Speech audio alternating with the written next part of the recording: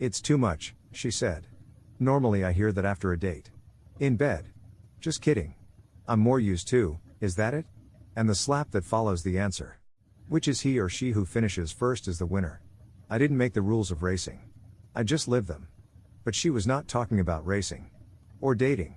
She was referring to the vast number of promotional giveaways I send out. It's a lot, she said. And even if I refrain from the familiar dive into the gutter, at least you know I'm thinking it. Yes, it is a lot. I'm a giver. Plus, you never know what you're going to find. Sometimes, you have to sift through a lot of chatter to find the golden nugget that lets you know you've struck the motherlode.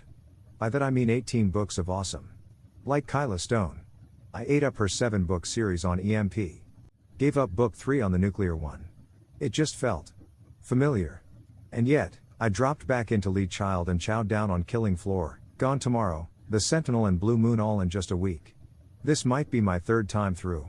Then when the dogs wouldn't let me sleep, I popped over to Sci-Fi and caught Harry Potter's Prisoner of Azkaban for the So High I Can't Count showing and watched it through.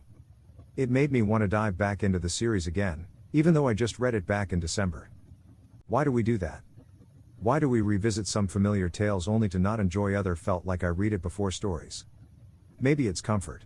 Maybe it's nostalgia.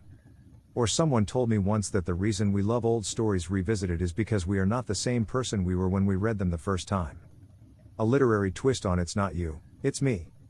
I have to deal with the fact that I'm some folks' Kyla Stone, and some others' Lead Child. Which could apply to a lot of situations in life. And if you are like me, who likes you sometimes depends on the day. Even down to the hour. I wish I could advise you not to care, but it is a lesson I am constantly working on.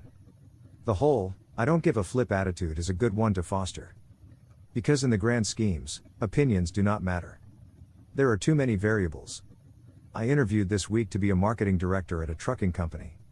They seemed impressed despite the lack of certified credentials on my resume.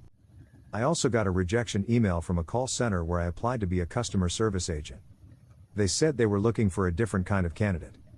I have over 12 years of call center experience all the way to bottom level management. Which told me one thing. Nobody knows nothing. Everyone thinks they know, but they don't. Some kid sees I graduated in the 90s and thinks old. Some guy 5 years older than me sees me as a peer who has spent 5 years retraining in a new skill set. Perspective. Are they both right? Who knows? Does it matter? Nope. Sometimes I wish it did, but man plans and God laughs. Lady Luck and the universe don't give a flip who wins the race. Sometimes it goes to the bold. Sometimes it goes to the gifted. Unless you're on a date with me. Then you better hurry up or I'm going to win.